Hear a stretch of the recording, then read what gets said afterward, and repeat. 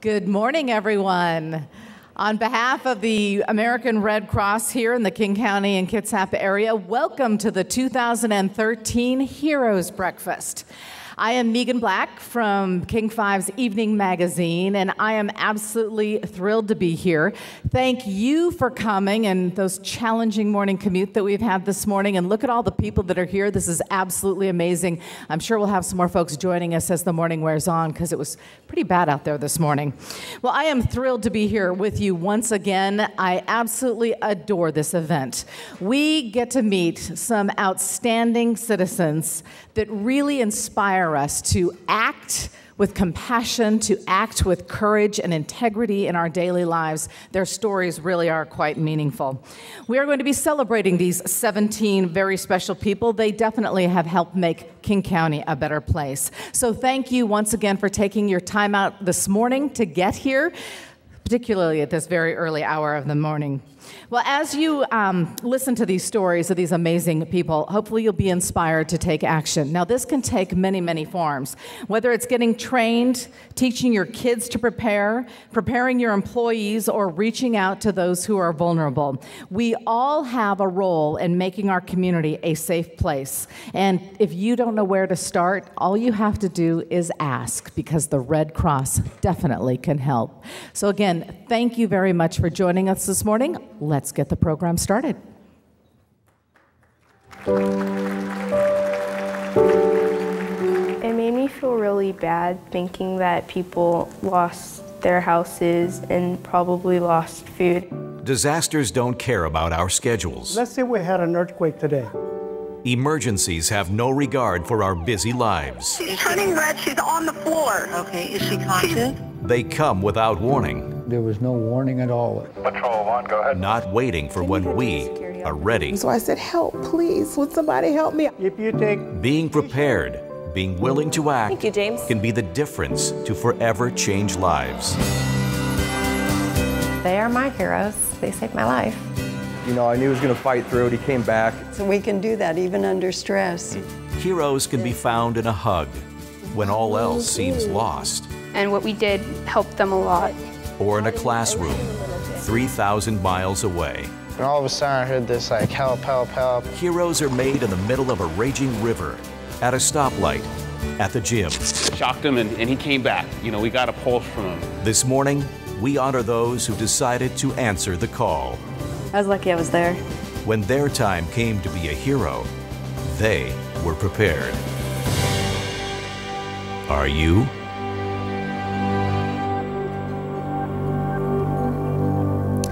Good morning. Thank you all for joining us here this morning. I'm Janelle Johnson, Board Chair of American Red Cross serving King and Kitsap counties. I am a strong and proud supporter of American Red Cross because I believe in its core values of compassion, collaboration, humanitarianism, and its focus on preventing and relieving human suffering. Today, I am thrilled to introduce our new CEO, regional CEO, Don Angelo, who will be covering our American Red Cross Western Washington chapters. Don has been with the American Red Cross for over 5 years, most recently serving as CEO of our Sacramento region. Prior to joining the American Red Cross family, Don spent in leadership positions with Catholic Charities in Minneapolis and Volunteers of America in Minnesota.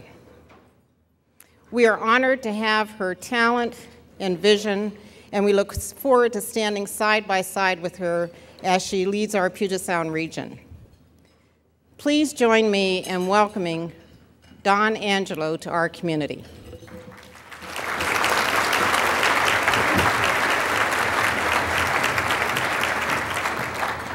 Thank you so much, Janelle, and for everyone for that warm welcome.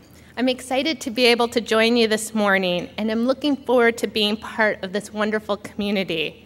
Because my Red Cross roots are in Washington, I'm happy to be returning to the area. Yes, I have been warned about the rainy weather here, but I'm still thrilled to be joining making my Red Cross journey full circle. I can't tell you, many of you have asked whether the Kings are going to be following me, but with full respect to my fellow Sacramentans, let's hope so. I'm so passionate about the work that we do at the American Red Cross.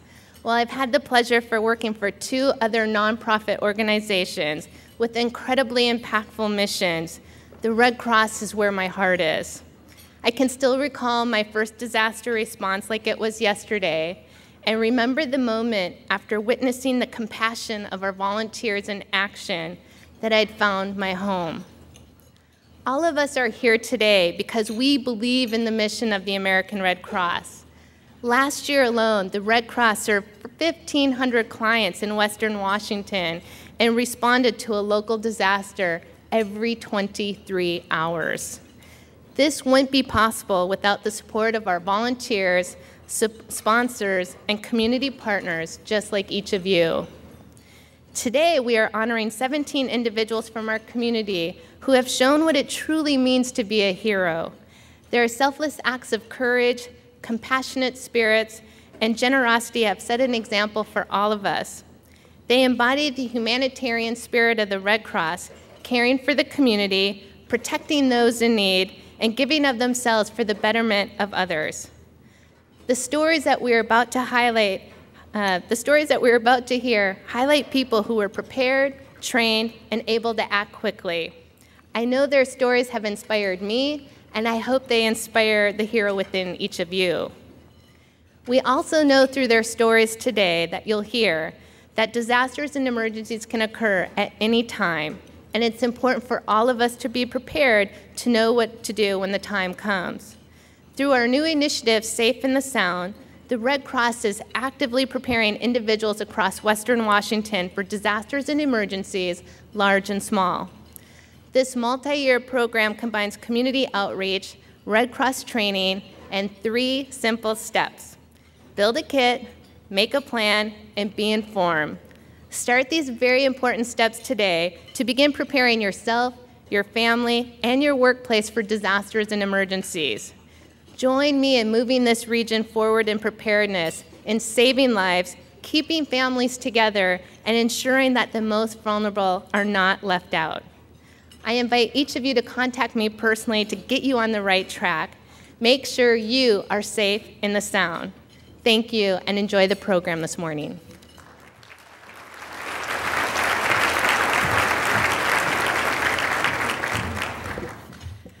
Thank you, Dawn, and may I be probably the 15th in line, 1500th in line to welcome you to the Seattle area. The one thing is, yes, it does rain here quite a bit, but we can also go outside in the summertime and actually play, so I think your family's going to enjoy that part as well. Well, every one of us is here to help raise critical dollars for our local Red Cross. Now more than ever, the tireless work of this organization and its selfless volunteers is vital. Most of the time, you don't even see the work, but it really never stops. Down the block, across the street, around the country, and indeed, yes, around the world, the Red Cross is always there. The work of the Red Cross touches the chord of human goodness. We are so grateful so many of you are here to help us continue that work. And of course, no event like this would be possible without some wonderful sponsors. They are certainly heroes as well. So we'd love to hear your enthusiasm when we call their names. And this morning, we are fortunate enough to have 2 leadership sponsors with us this year. Please give it up for Costco Wholesale and Puget Sound Energy.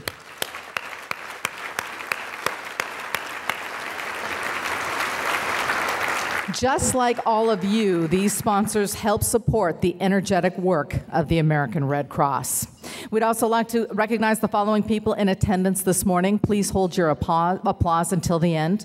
Deputy King County Executive Fred Jarrett, King County Assessor Lloyd Hara, from the Office of Congressman Dave Reichert, Kelly Getz, Seattle Fire Chief Gregory Dean, and Renton's Chief Administrative Officer Jay Covington. Thank you all for joining us this morning. Well, whether it's helping people rebuild their lives after a devastating earthquake or tornado, preparing the most vulnerable for the next disaster, or working with your business to develop preparedness plans, our communities count on the Red Cross. The Red Cross is there for the single family devastated following a house fire. The Red Cross is there for the entire community following a catastrophic disaster. Every day, local Red Cross volunteers and staff provide help and comfort to people suffering unimaginable loss. No other organization is more experienced in gathering volunteer resources or in expertise in keeping people safe and saving lives. Speaking of safety, the Red Cross tote bags with personal safety emergency packs on your table are available for only $25 this morning. It's just a start, but it's critical that all of us be prepared. If you're interested in taking home the centerpiece on your table, look at the postcard next to it, and there are payment instructions there for you.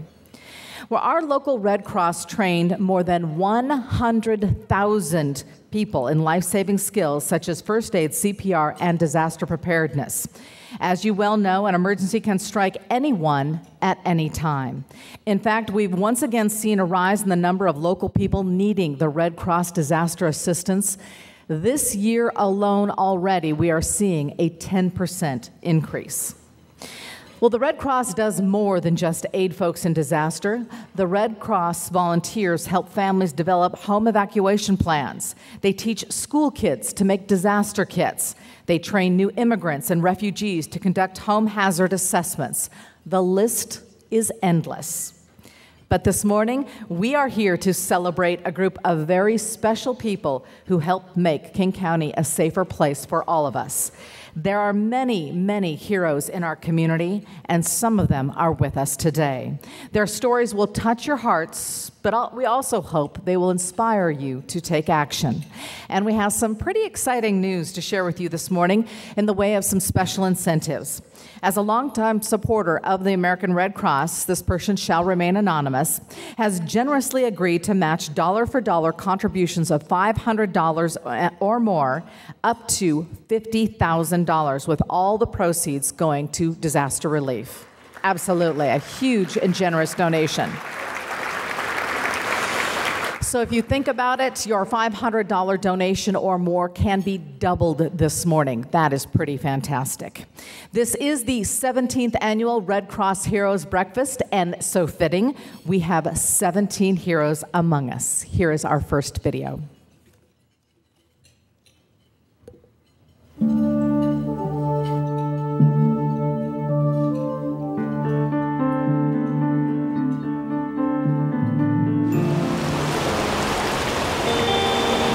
It was above 80 degrees that summer day. Cody Bauman and about 40 of his high school friends were cooling off with a long float down the Skykomish River. Yeah, it was girls, guys, people from other schools. A smooth surface, a relaxing day. We were taking a break on a sand embankment off to the side, and all of a sudden I heard this like, help, help, help. A man was caught in a log jam in the powerful current. The first thing I saw was this old man, and his raft was completely destroyed, and he was holding on to this log.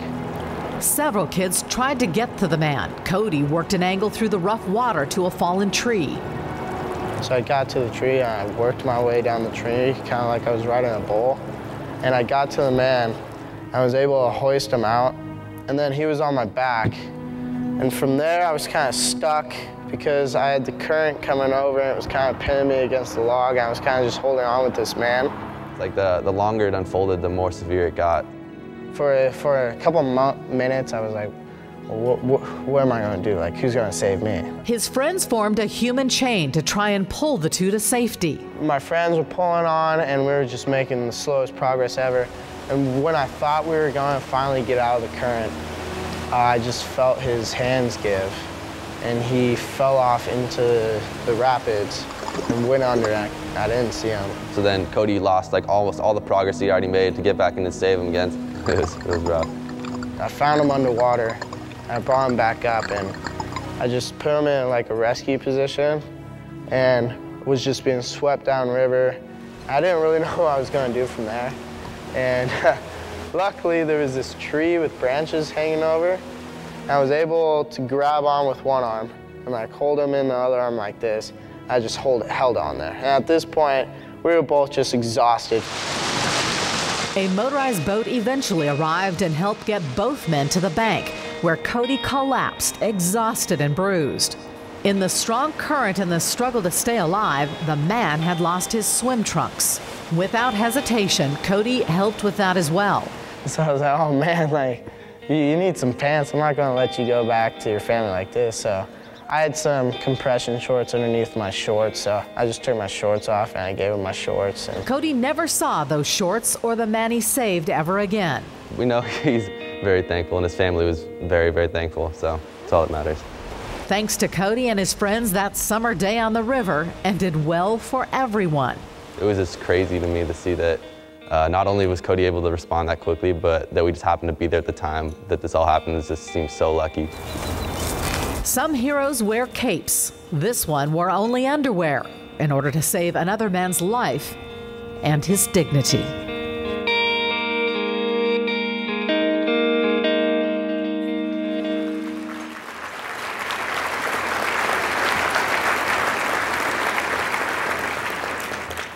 Good morning.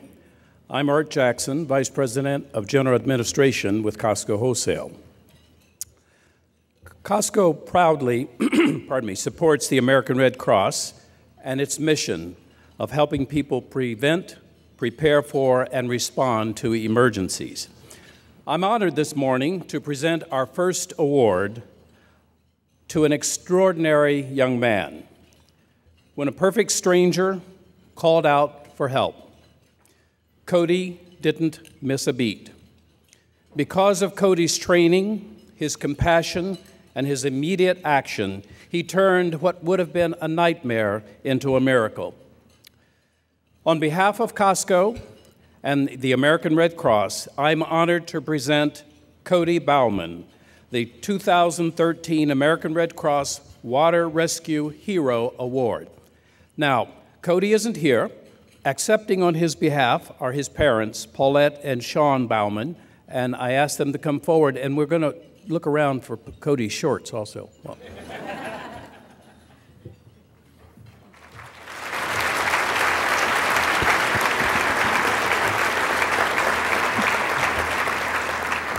Good morning. On behalf of our son, Cody, my husband and I are honored and proud to accept this award. Unfortunately, Cody was not able to be here today as he is attending school at Washington State University. He wanted us to share the following words of appreciation with all of you today.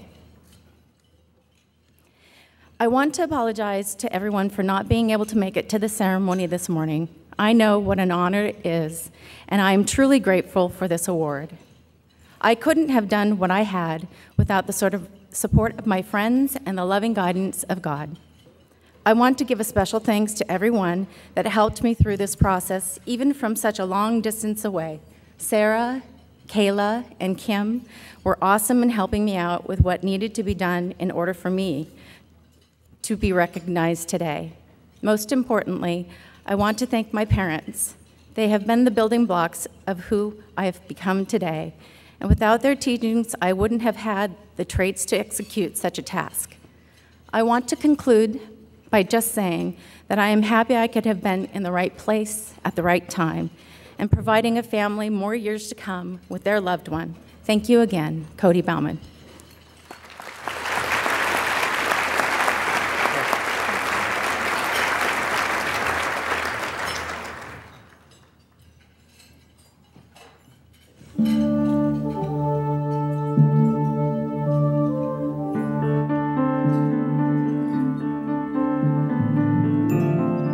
I felt something literally jab into my arm. 10-year-old Tatiana Matthews was in Group Health's Urgent Care Center on Capitol Hill waiting to be seen for a wound on her arm. There's a whole bunch of blood. When something much more urgent occurred. Look at her, she's got her mouth open and she's drooling and she's just in one spot. And I said, Tatiana,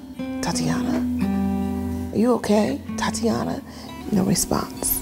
Patrol 1, go ahead. Can you head to the security office? Kelsey Coing, a security officer for Northwest Protective Services, 10-4, thank you, was on shift at the urgent care just across the room. I'm hitting her, and I'm saying, are you breathe, breathe, breathe, and she's not breathing. The plum Tatiana had been snacking on was lodged in her throat.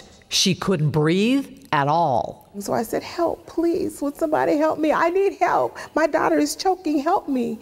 Oh, I knew right away because I could tell that she was choking, that I needed to go over there and help her.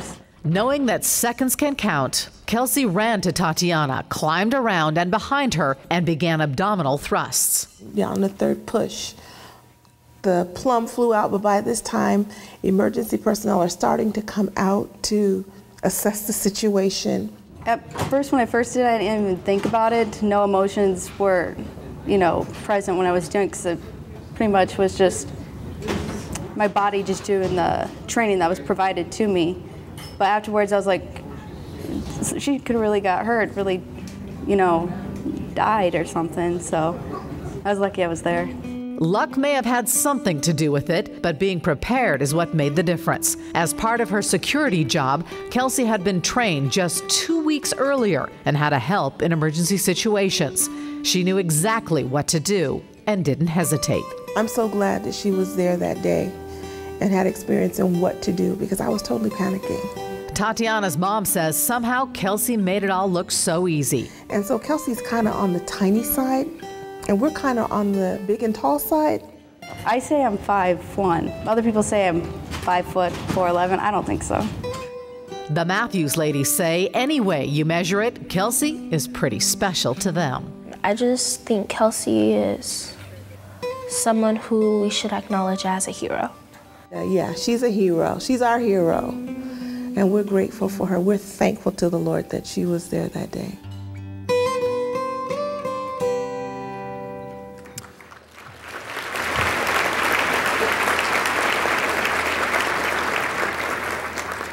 Good morning. My name is Mike Skinner. I'm the president of the coin business at Coinstar, and I'm here today representing our 2,700 employees and have the distinct pleasure of introducing you to the story of Kelsey and Tatiana.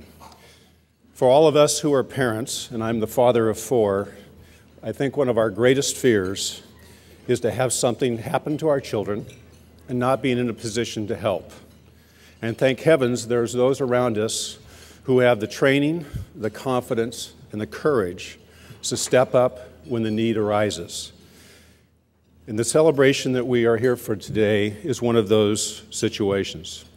Kelsey, as you saw in the video, was trained, she was prepared, but most importantly, as I listened to their story this morning over coffee, she was ready to act. They were in a group health facility, surrounded by doctors and nurses. And when Kelsey started to choke, it was Tatiana, not a doctor, or excuse me, it was Kelsey. I'll get the story straight, I promise. It was Kelsey that stepped up to help Tatiana. And that, to me, is a sign of a hero. It's a sign of courage. On behalf of Coinstar and the consumers who use our kiosks to donate their coin to the American Red Cross, it is our pleasure and our honor to present Kelsey Coing, the 2013 American Red Cross Call to Action Hero Award. Thank you.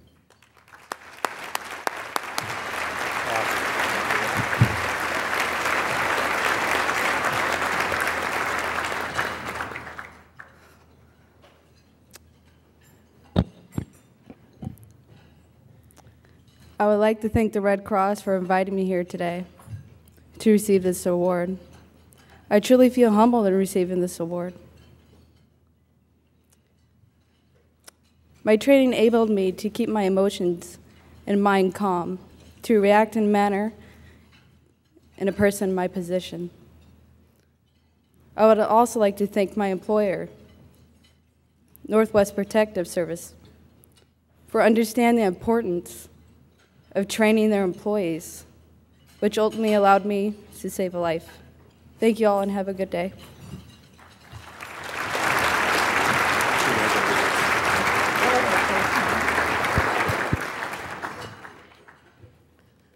Matthew, Tatiana, and I want to thank Kelsey so much for what she's done for us. There is a song written by Ray Boltz, and it talks about someone who's in heaven, and there are people that come up to him and they say, there's something that you did, your little act of generosity that changed my life, and I'm here because of you. So I want to say to Kelsey this morning, thank you for giving to the Lord. We are lives that are changed. And thank you for giving to the Lord. We are so glad you gave. Thank you.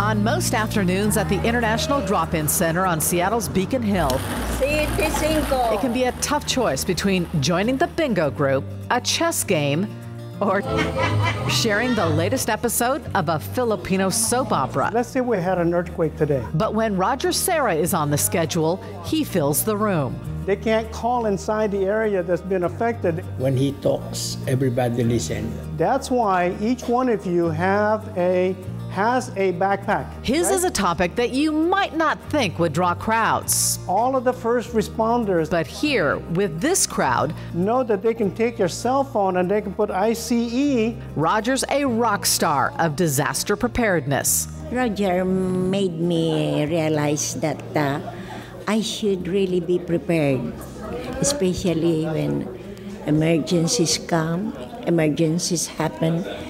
Any place, anywhere. So that if you're in a room and nobody's there, you can blow the whistle to let people know that you're there so they can find you. Roger recently retired from a long career in the field of emergency management. You need to put together a pack. He knows his stuff, but even more importantly, he knows his audience. You don't talk down to them, you're talking to them. And then what you establish that relationship, they will listen to you. You speak in Tagalog. Roger brings the preparedness message to what's been a hard-to-reach population. Age, ethnicity, limited English, all can contribute to make certain groups more vulnerable in case of a disaster. If anyone other than someone like Roger would come, there would be rigidness, there would be hesitation to ask. But he has a way of opening up the topic that hardly anyone would like to talk about. So Roger is a total blessing to the organization. You've got to start taking some action. But there's only one Roger, and so many who need this message. That's why Roger holds Train the Trainer workshops through which he equips leaders within their own cultural communities to spread the word about preparing for a disaster. He's partnered with the Red Cross and several cultural groups to extend his program's reach. By training those people in their own culture, they can take the template that I gave them and then personalize it and say, this is really what it means. Roger hopes to keep sharing the information that can save lives. If you take medication, if you have hearing aids, you need to put an extra one here. To keep getting the preparedness message and messengers. Because if something happens here, everybody will be affected. Out to those who need it most.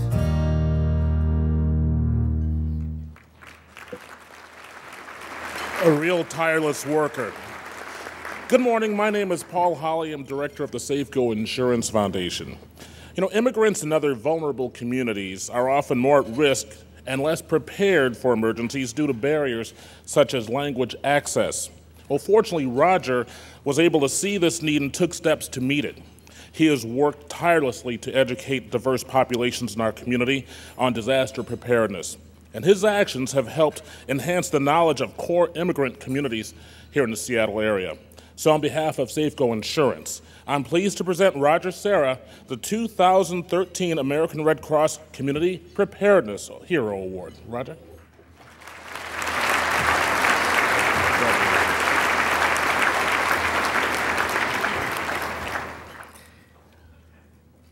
Thank you very much. I certainly would like to take this opportunity to thank the American Red Cross for this recognition. I am both humbled and I am very honored to have received this recognition. The efforts to assist immigrants, limited English-speaking people, and the elderly is a big challenge for which the American Red Cross has done an extraordinary job. But there is more to be done on this field. I remain confident, however, that through the Safe and the Sound program and other programs that we are doing right now in the American Red Cross, as well as those programs that I have been working with in the community, will help prepare the vulnerable community in the event of a disaster coming upon. As we all know, the disaster is just around the corner, and we all need to be prepared for that. Thank you very much.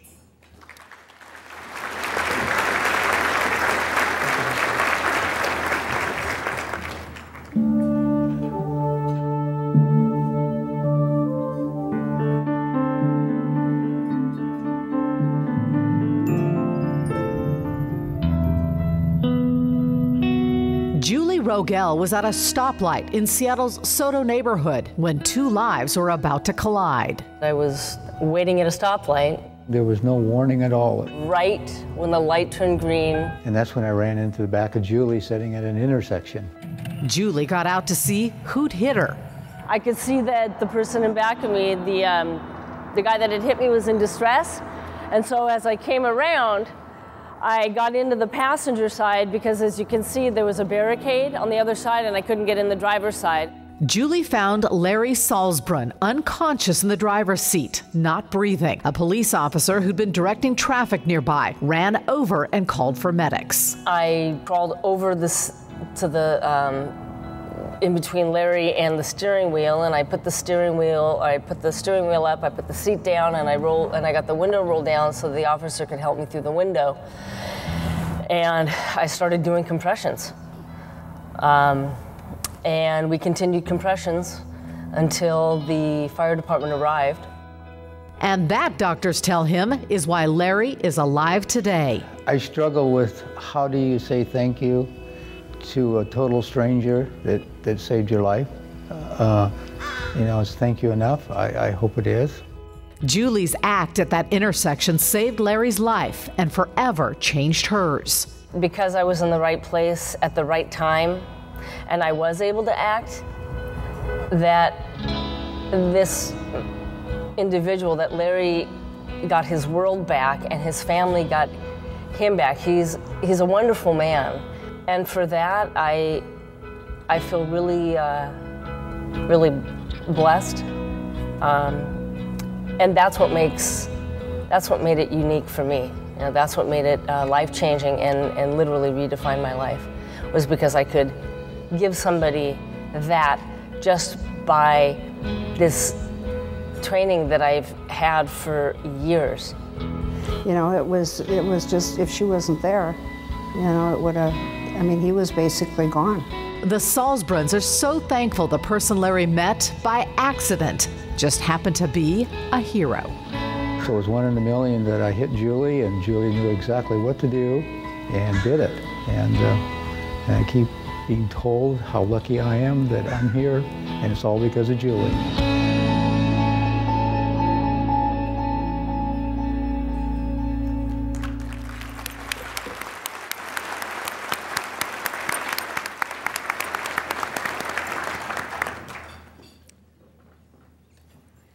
Good morning. My name is Diane Radloff. And my name is Rebecca Radloff. We are the co-chairs of the Tiffany Circle and proud donors of the American Red Cross. The Tiffany Circle is a network of women who are leaders in the community and in supporting the Red Cross. Imagine one moment you're stopped at a stoplight, the next you find yourself in the middle of a life or death situation. Fortunately for Larry, Julie was able to think quickly and clearly and was willing to jump into a difficult situation and help a perfect stranger. Julie was trained in CPR and knew what to do, and she bravely saved Larry's life.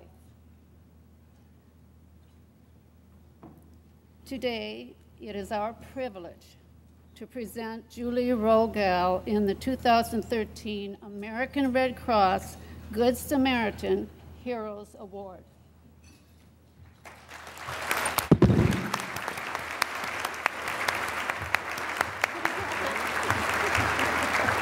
Thank you. Thank you to you both. Thank you to King 5 and Lori Matsakawa for nominating me. I have to remember that my message outweighs my fear of standing up here in front of 800 of you staring at me. My message is to simply, please learn CPR. It only takes a few hours to learn and gain the confidence to do what I and the others standing up here did in a moment of critical need and save a life. Make a silent commitment right now. Grab a friend, a coworker, do it as a family or by yourself on the internet, because it's that easy. Just do it, become CPR certified. I am proof positive that you never know when it will save a life, and in that, save their loved one's world. Thank you.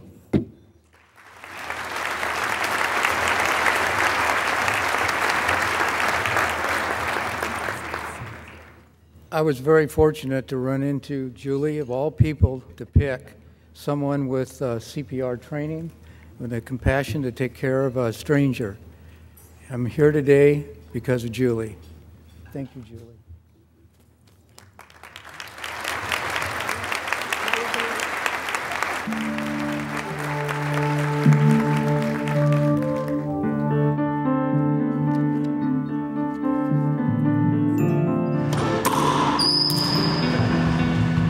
At Bellevue's Kelsey Creek 24-hour fitness,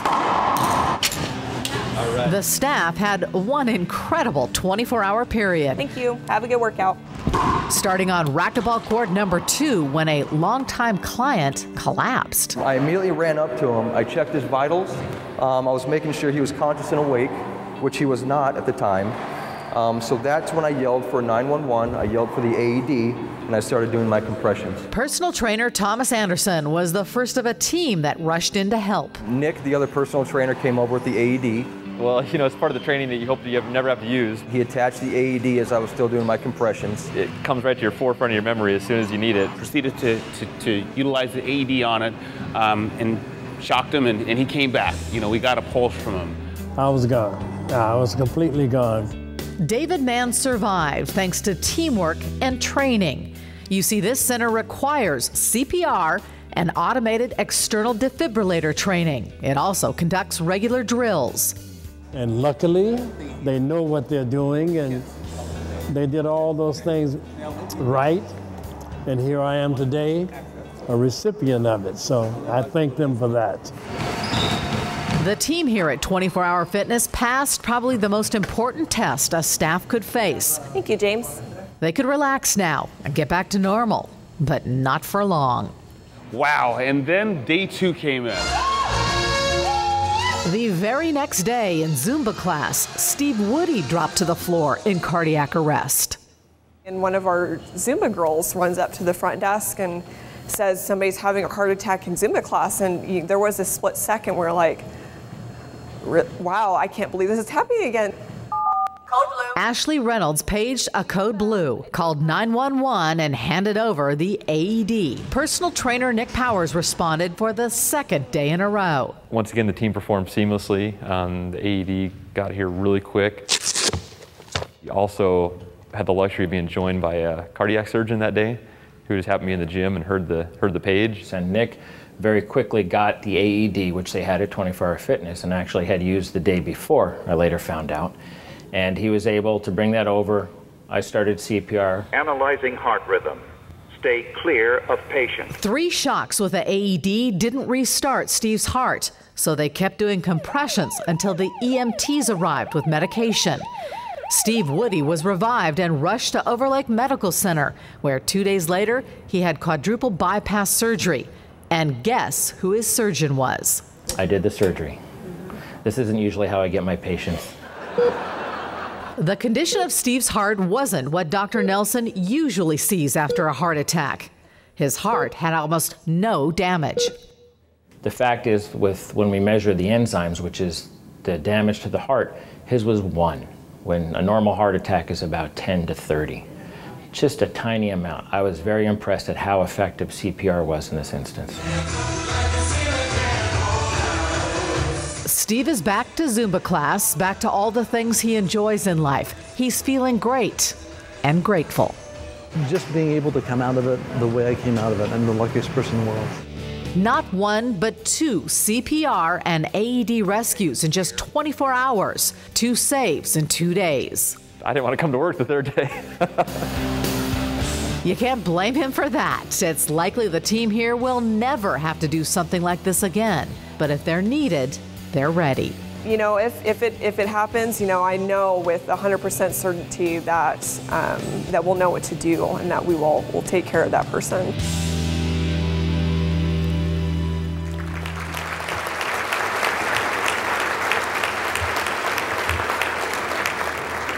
Good morning.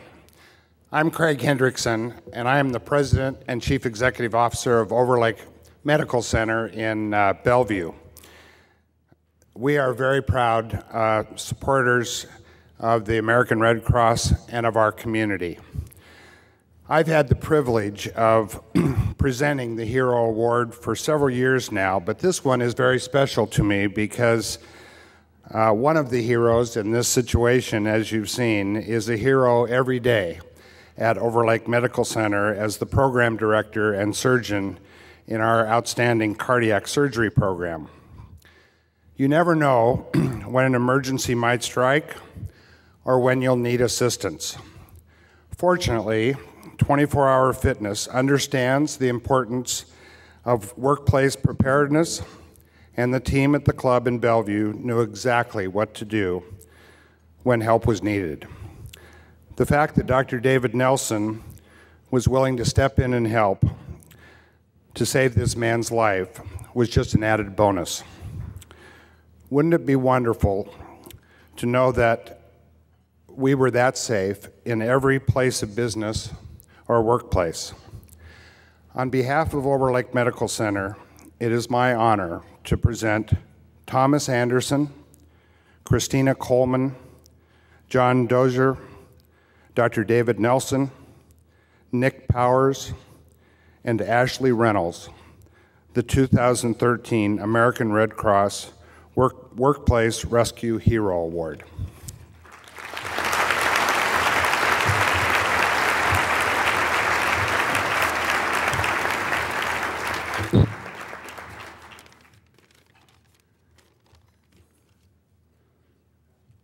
Hello, my name is John Dozier, and I manage the 24-Hour Fitness in Bellevue. I want to start by thanking the American Red Cross for recognizing 24-Hour Fitness, and more importantly, the team.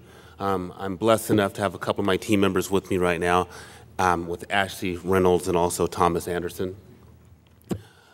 I'd also like to thank my team for providing world-class service, maintaining composure, and playing an active role, playing a proactive role in saving somebody's life. As you've seen a couple of times, and you've heard a few different times, practice makes perfect. We routinely practice code blue drills. I also want to just take a minute just to talk about my experience. Shortly after Mr. Mann, he was the first one, he was playing racquetball there, had his heart attack. I went to the hospital the next day, and Mr. Mann's, you know, he's great attitude, great mood, and he's going, "Man, who was it that was pushing on me?" And I said it was no other than Thomas, and you can see here Thomas is a pretty built guy there. So I thought that was kind of funny as well. One of the things I want to just talk, and you guys have heard this consistent message from just about everybody that's come up here so far, and that's the need to be ready, to be CPR certified. I'm not going to embarrass anybody right now. one of the things I was going to do was ask everybody to raise their hand if they were CPR certified. But I'm not going to do that. I'm not going to do that, right?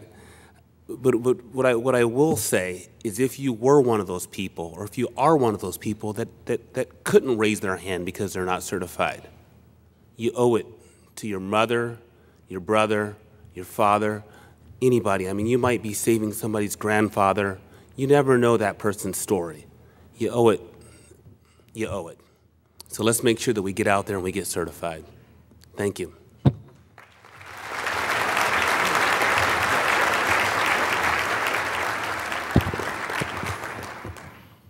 As someone who usually becomes involved with patients in the hospital after they have had a resuscitation, it was a very powerful experience to be part of an initial resuscitation with Nick, the team from 24 Hour Fitness, the Bellevue Police Department, and the paramedics. And it's really an honor to be recognized along with all the recipients here this morning by the American Red Cross, an organization that truly does save lives. And most importantly, it is just truly a joy to be able to sit down here today with Mr. Woody. Thank you.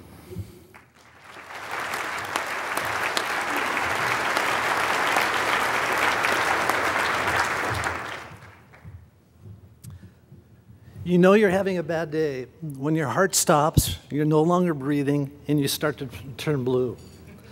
That's what happened to me on November 1st at 24 Hour Fitness in Bellevue during an aerobics class.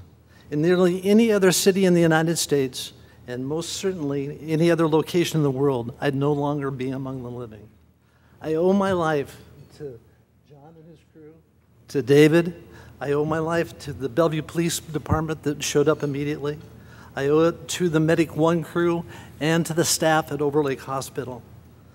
Thanks to their professionalism and skills, the 1st of November turned out to be one of the luckiest and the greatest days of my life. Thank you all.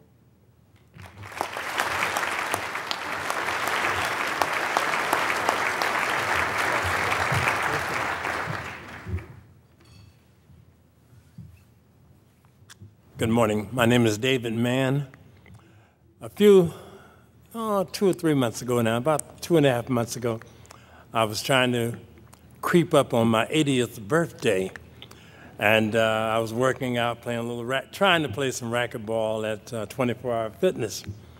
When all of a sudden, I just passed out. Everything just, boom, went dark on me. So immediately, they tell me this because I don't know what happened. Don't let anyone fool you. You don't know when you're out, you're out. But all of my friends told me that this young man here, Mr. Anderson, was there, and he's an ex-military guy, and they tell me that while I was out on the racquetball court, that he came in and administered the respiratory thing that supposedly brought me back. But he almost put me under. He's a very strong young man.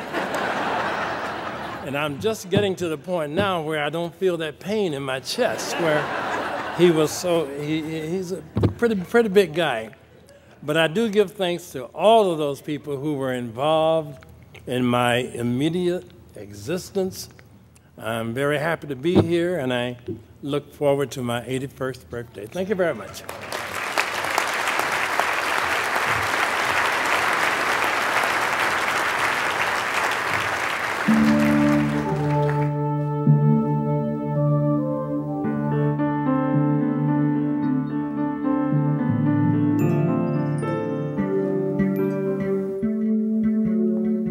When a disaster hits somewhere in the U.S., Red Cross volunteers Bill and Vicki Lee are among the first to arrive to help those hardest hit. When we walk into a situation, that usually the first thing that we see are these individuals that have now lost everything. Every 3 weeks, Vicki and Bill are on call, ready to drop everything to go on a DR, a disaster response. And we'll go up and provide feeding for the clients and a lot of times the firefighters. You get to travel the world. Well, you get to travel the U.S. anyway. And you got to like each other. So I know we spend all 24 hours a day together, I don't know, we like each other a lot, so we can do that even under stress, you know. Yeah, she puts up with me. This was a shot of the interior staff shelter where we stayed with 600 of our closest friends. The Lees help the Red Cross provide basic needs such as shelter and food, but Vicki and Bill help meet the emotional needs as well. It gets kind of difficult sometimes because you're more than just a person that's there to provide them a place to sleep, but you turn out to be a shoulder to cry on as often as anything else. I told one person one time, the reason I do this is for the hugs. She does it for all these altruistic reasons, right? I do it for the hugs. We were at Sandy feeding in the neighborhoods and in the van. And a gentleman walked up to the van, and you try to be real cheerful and everything. He says, "Hi, what can we get for you today?" And he says, "Well, I could really use a hug." And I'm going, oh, okay, what's he asking for a hug for? But then I saw his demeanor, and he really looked down. So I crawled out of the back of that van, and I ran around there with my arms open, and he grabbed me. And it was so emotional because he just started to sob.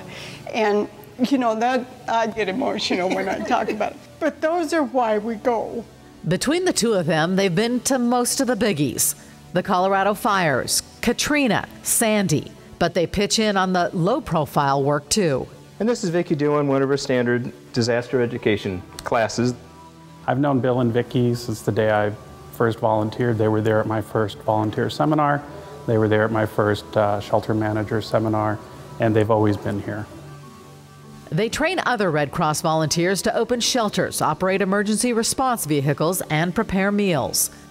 So I've seen them many times on calls at 2 a.m. when we're opening up a shelter, and Bill and Vicki are both right there. Bill has just driven the mobile feeding unit, and Vicki is there ready to open up the shelter. Bill and Vicki are just great volunteers. For more than a decade, they've been dedicated Red Cross volunteers. Wherever, whenever they're needed, the Lees answer the Red Cross's call. We feel that we are so blessed with all that we have and everything. And we thought, well, we really want to go out there and help other individuals that are in a time of need. And what better way to do that than to go when sometimes they are at their worst. Oh, we get as much out of this as we give, probably, and then some. Yeah, I think so.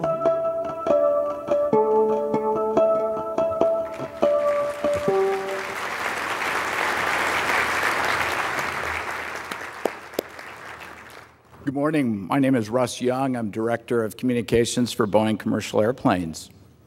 As you've seen, where there is Vicki, there is Bill. And where there is Bill, there's Vicki.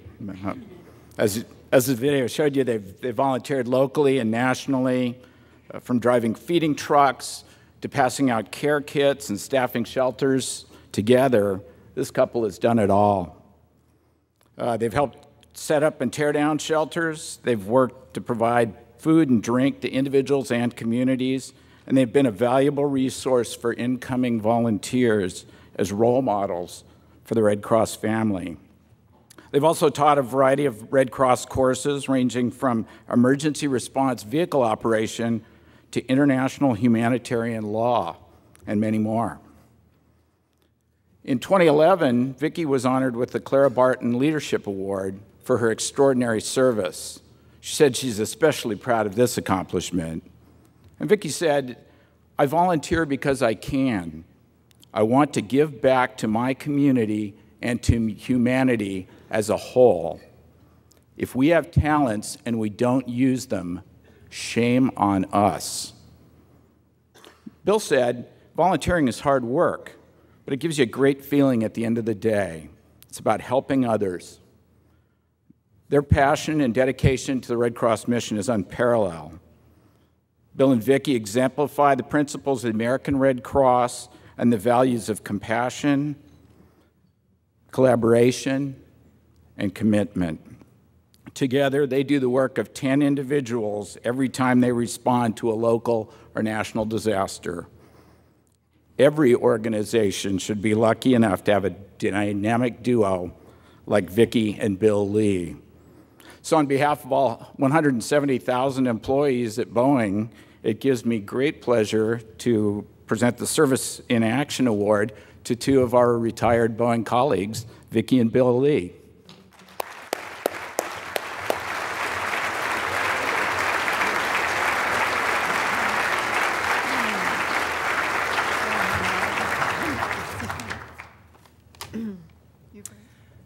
I just want to say, first of all, we're very honored to be up here, but I want to offer a word of encouragement to those of you who are thinking about volunteering and haven't done so yet. Yes, the work is hard, and yes, the hours are long, and yes, there is no salary, which is why they call it volunteering. But I got to tell you, at the end of an assignment, when you come back nationally, locally, it doesn't matter, and you think about the fact that you were there to help somebody when they really needed it the very most, there's no salary that can match that at all. So if you've been thinking about it, time to step up and give it a try. You'll be glad you did. I'll also say it really helps to have somebody like this to share it with. Makes it a lot easier, but I've got this one, so you're going to have to get your own. Yeah, we are living proof that marriages can last, especially under stress. But I'd like to thank Bill, too, for his willingness, because the support helps from each other, helps us to do this. And to David Shannon, thank you. We finally made it. Thank you.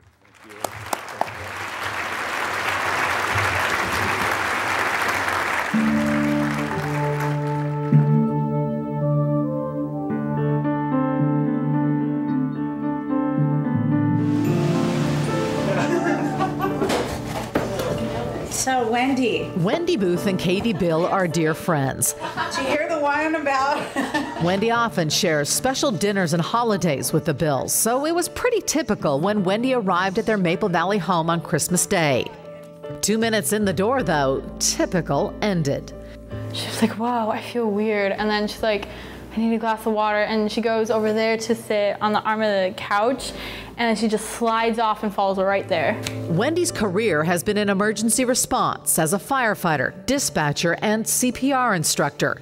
She'd recently taught the Bill girls, Erica and Mackenzie, what to do in just this event. She taught us how to do CPR. She was the one that taught us what to do in this situation.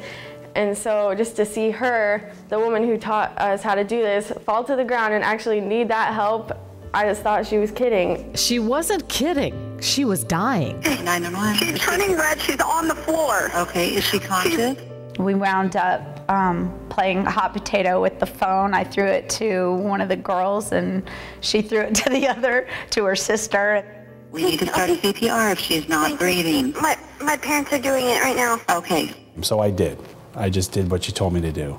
6, 7, 8, 9, 10. You're doing good. Continue to do the chest compressions. 1, 2. Help arrived within minutes. They wound up having to shock her, but they got her back after one shock. After some time in the hospital, Wendy is fine now and so thankful for Matt and his family. I mean, it's a blessing. It's a miracle. Wendy sure picked a tough way to teach this family the importance of knowing CPR. I literally said this to her while she's dying on my floor. Wendy, what do we do? This is your job, not mine. That's what threw me for a loop. I mean, she's a firefighter. She knows this. She teaches this. Lesson learned. Like CPR is like in my brain now, so it's like know all the steps. And I think that's the biggest thing that we've taken away from this is we know I would feel comfortable doing CPR on someone if they needed it. Their friend and CPR teacher tested them in a big way. Everyone is so thankful that they passed. They did a great job. They should all be very proud of themselves. I mean, they don't, look at themselves as heroes, but they are my heroes. They saved my life. Cheers. So I just can't imagine her not being here because she's such a big part of our lives, and I'm so glad that it all worked out.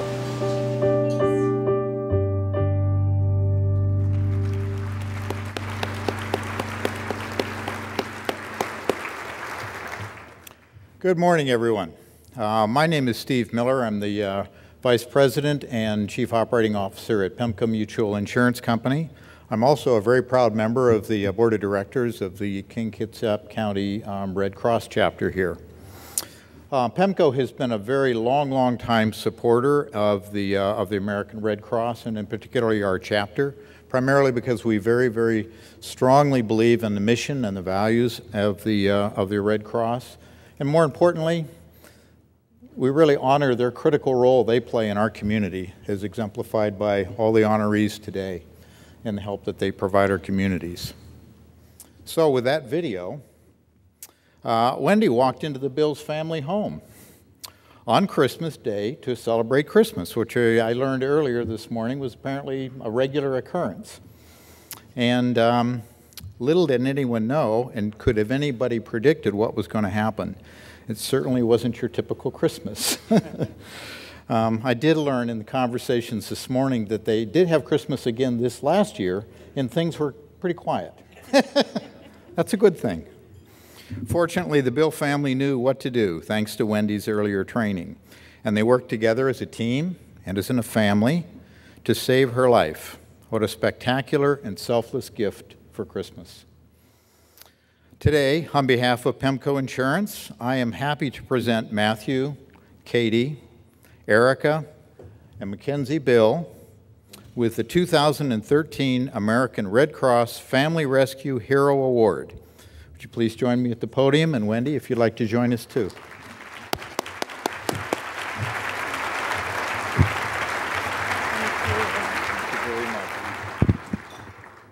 Thank you.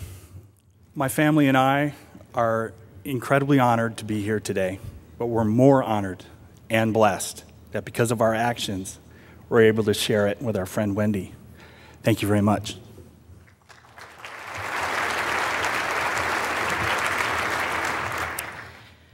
So I'm actually here today because of the quick actions of the Bill family and also the speediness of Maple Valley Fire Department and Medic One program, or Medic One medics.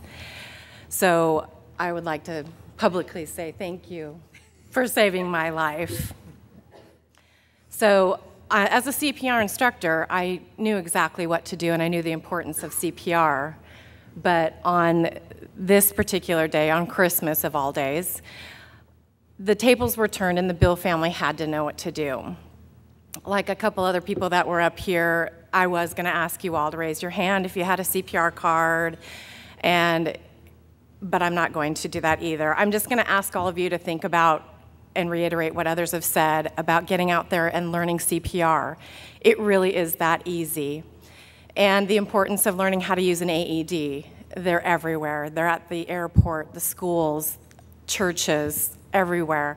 And all you do is turn the button on and it will tell you exactly what to do. It's that simple. So with that, get out there, learn CPR. It could save someone's life. It certainly saved mine. Thank you.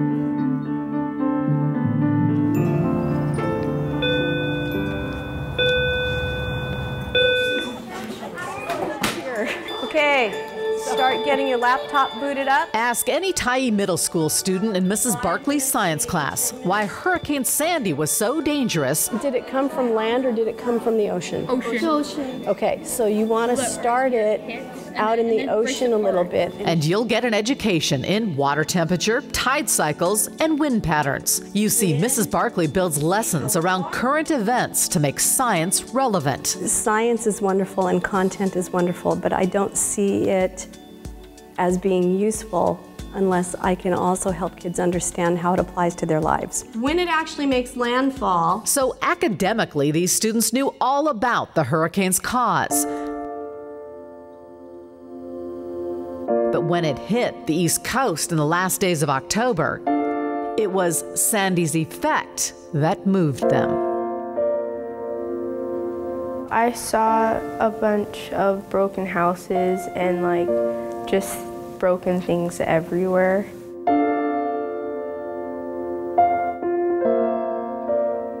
It made me feel really bad thinking that people lost their houses and probably lost food and probably are now living homeless.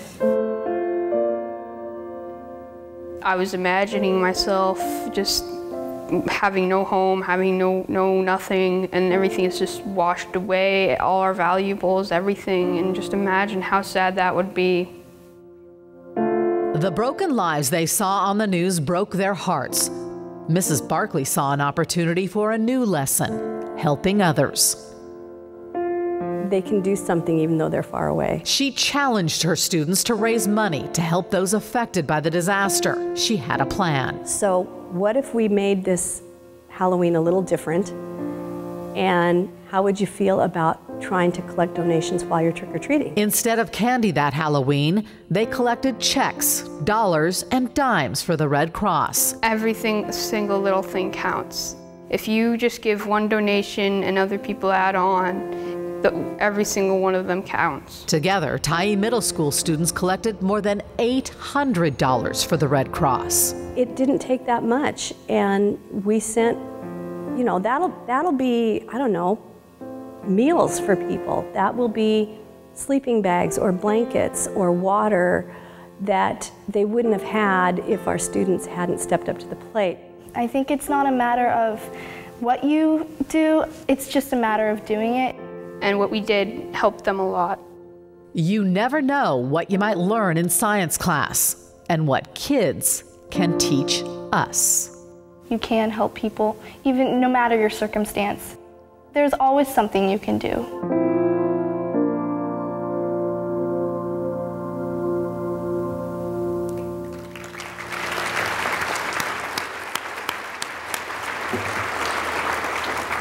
Good morning. My name is Kimberly Harris. I'm the president and CEO of Puget Sound Energy and local Red Cross board member. Puget Sound Energy is proud to be a leadership sponsor of today's breakfast, and we are thrilled to be in partnership with the American Red Cross to make sure that each and every one of us are prepared for disaster and safe in the Sound. Let's talk Sandy. On October 29th, 2012, Superstorm Sandy slammed into the East Coast. In its aftermath, 8.6 million customers were without electricity, and homes, businesses, and lives were both damaged and devastated. Sandy actually impacted 26 states, but none worse off than New Jersey and New York. Approximately 518,000 households have requested federal aid for Superstorm Sandy. And out of that 518,000 households, approximately 43% report an annual income of $30,000 or less. That is why it is so important for us to be here today. And that is why I'm so thrilled to present our next heroes. Karen Barkley knows that it's important to teach her students humanitarianism at a very young age. What started off as a simple lesson, a science lesson about Superstorm Sandy, turned into a fundraising event and a life lesson. These students became role models, leaders in their community, in our community, and they took on this project. On behalf of Puget Sound Energy, it is an honor to present Karen Barkley and the students of Tyee Middle School the 2013 American Red Cross Commitment to Community Hero Award.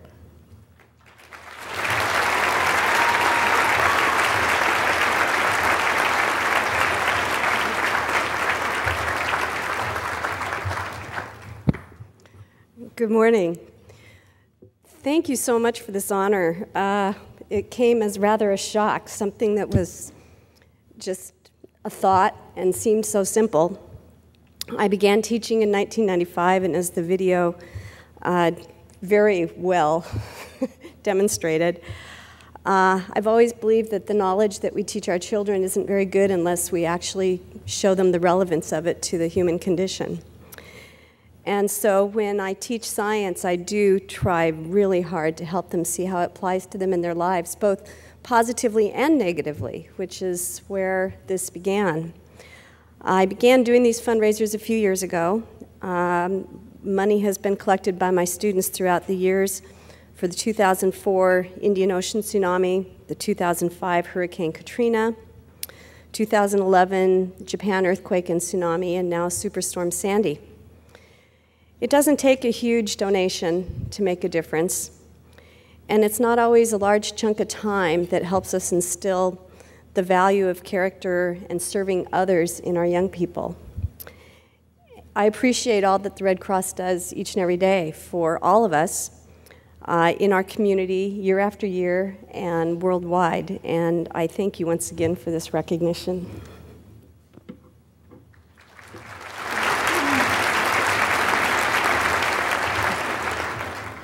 I had a great time helping out, and it felt good that knowing I was able to help someone out.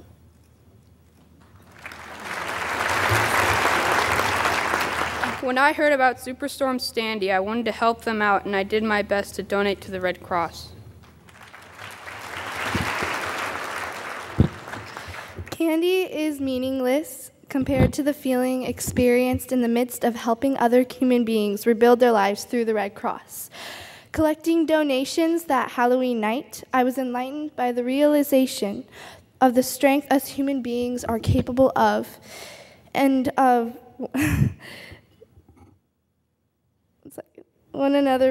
helping one another pull through life's challenges together.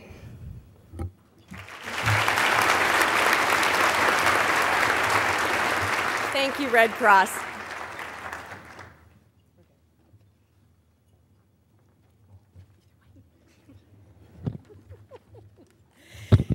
So those 8 stories are why I so enjoy this morning. They are incredible people. You have heard all of the touching tales, stories of bravery, heroism, and life-saving action in disaster and crisis. The heroes sitting here, whether young, old, first responders, or students, show the good in people and the potential in all of us to help someone in need. They are a striking example of the many life-altering moments that are made possible because of the American Red Cross. Again, a round of applause for all our heroes this morning. Now I'd like to welcome Sarah Centrella. She is going to share her personal story, a time of need when the Red Cross was there for her.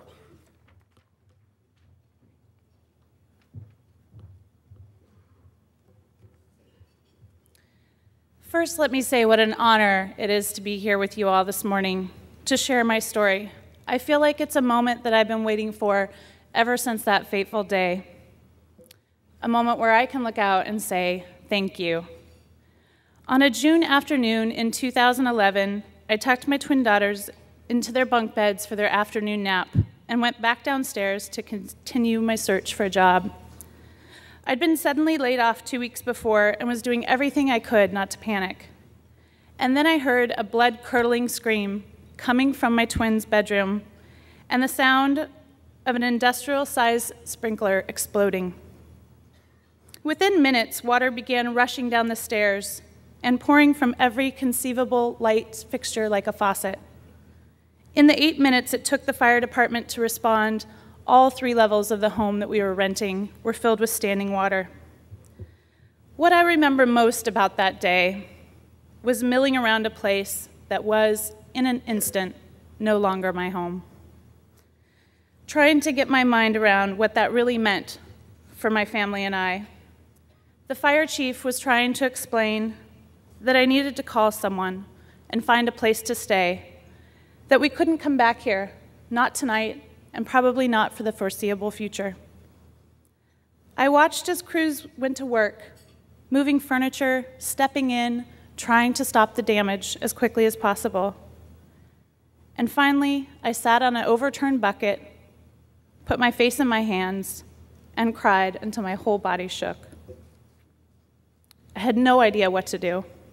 I had no job, no renter's insurance, no savings, and now no home. As a single mom, I'd been working nonstop, living paycheck to paycheck for the past 2 years, just trying to make ends meet after my husband left. I couldn't imagine how to possibly get through this.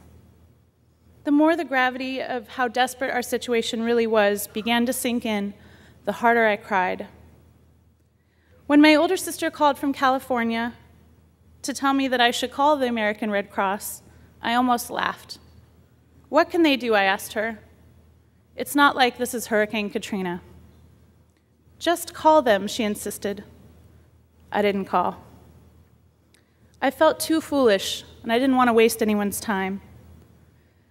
Before the fire chief left, he handed me his card and said, "This is a natural disaster. Your home is unlivable." He handed me his card, looked at me and said, "Just call the American Red Cross. You shouldn't have to go through all of this all alone." 10 minutes after making the call, an elderly gentleman with a Red Cross vest walked into what was once my living room. He gave me a hug.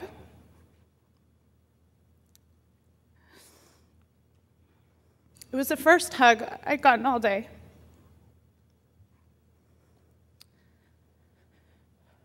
I'd been in the house for hours, dozens of firefighters, insurance adjusters, contractors.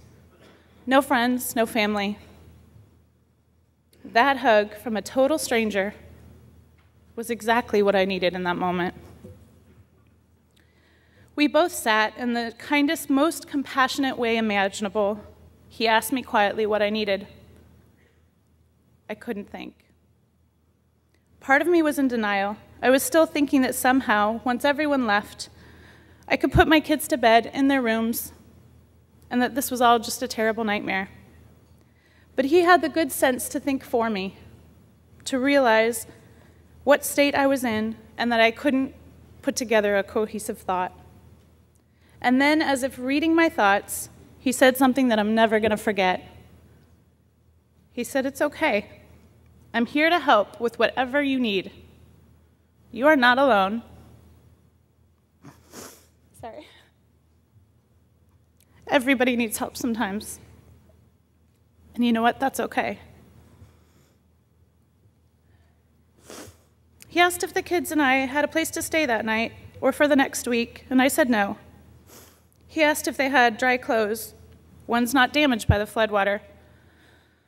I couldn't think, and I didn't want to be selfish, but he reminded me that he was there for just that purpose, to think of what I could not. Then he called in a hotel room for us, one with a refrigerator, because he knew my kids would need one. He asked me if I needed dinner for the kids and handed me a debit card and said, "Just call me if you need anything, anything at all." He stood up, reached in his bag, and handed me 3 Mickey Mouse toys. "These are for your children, just in case tonight they don't have any toys to play with." I wish I could remember his name, but everything from that day was such a blur. Everything but him and the warmth and love and support he brought into a waterlogged, disaster-ridden home. He brought compassion in a way that allowed me to keep my dignity, in a way that made me feel like I wasn't taking a hand out, but rather accepting a hand from a friend. So let me take this moment to thank you, to all the volunteers who open your hearts without judgment to people like me, who are there with a hug on what is possibly the worst day of a person's life, on a day when hope seems lost. What you did for me was keep my family together. That is what the Red Cross did for me. You made it possible for me to still take my son to school, for me to sing my kids songs at bedtime, and read them their books at bath. Without your help, I could not have taken care of them in that time. That thought is unimaginable to me. There are no words eloquent enough to express my gratitude for what you did for my family, for thinking and acting for me when I wasn't capable, and for doing all of it with love. I've waited for this day for another reason. To give you this, it's written in the amount of the debit card you gave me that day.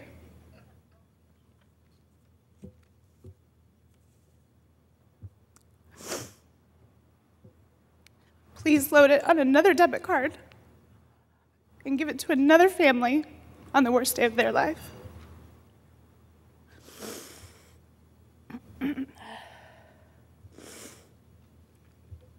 Excuse me. I pray it makes them feel as I did, that they are not alone, and that even a stranger can love and support you. Sorry. The Red Cross is...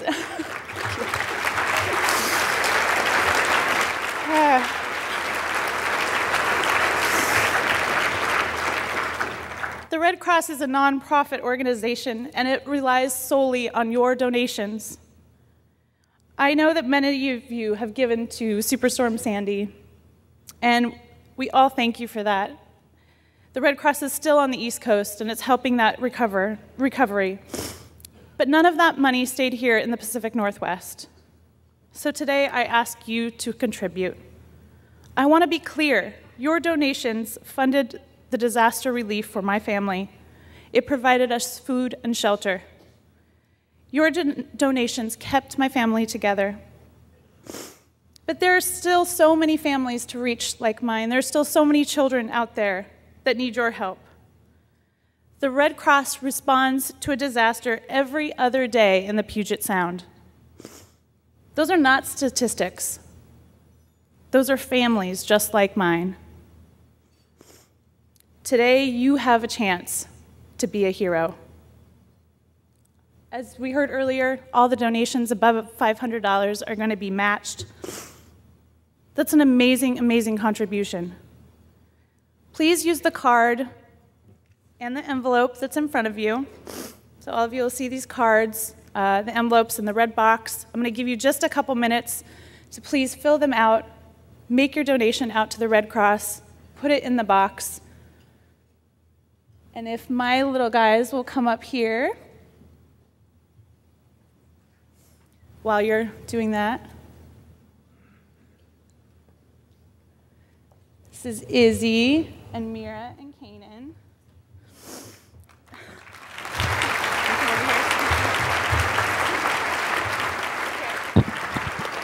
And we just all want to say from the bottom of our hearts, thank you. You say thank you? Thank you. You say donate? Donate. Donate. Thank you. All right, let's go.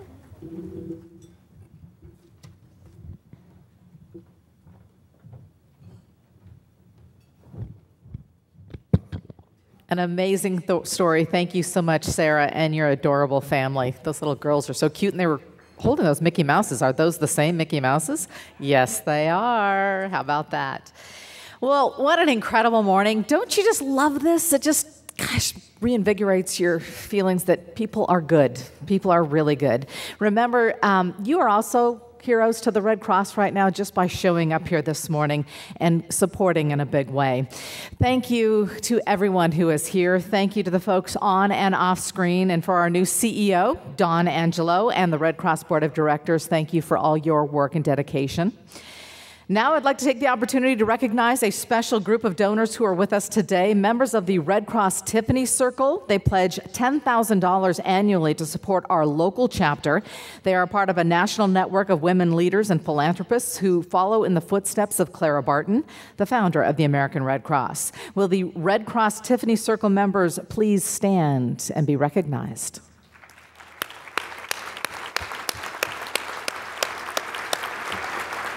Thank you very much.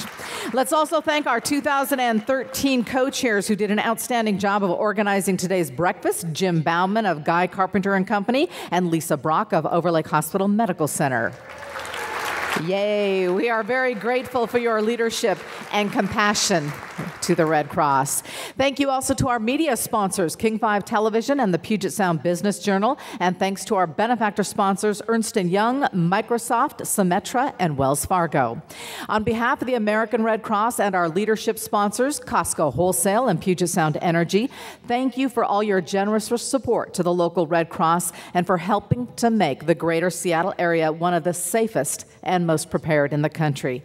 Now, please join me in a standing ovation for recognition of our 2013 American Red Cross heroes. Thank you.